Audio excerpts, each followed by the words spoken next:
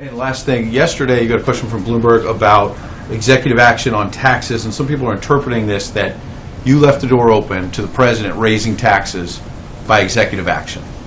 Is that possible? Well, Ed, what I will leave open is always the president's ability to use his executive authority to move the country in the right direction, to expand opportunity for the middle class. Moving the country forward? I didn't ask you about moving the country forward or backward. Would the president raise taxes by executive action? Well, Ed, there are laws that are in place that deal with Congress and their power of the purse.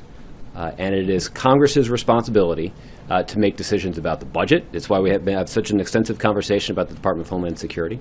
The president's put forward his own tax proposal for how he thinks we can work with Congress to close loopholes that only benefit wealthy and well-connected corporations and use the revenue that's generated to invest in the kind of infrastructure that will create jobs and strengthen our economy over the long term.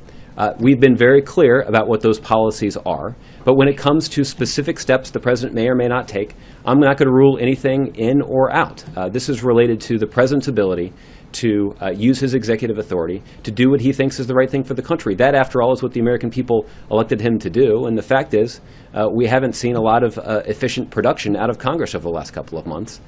Maybe, however, with the passage of funding for the Department of Homeland Security, maybe they've turned a corner.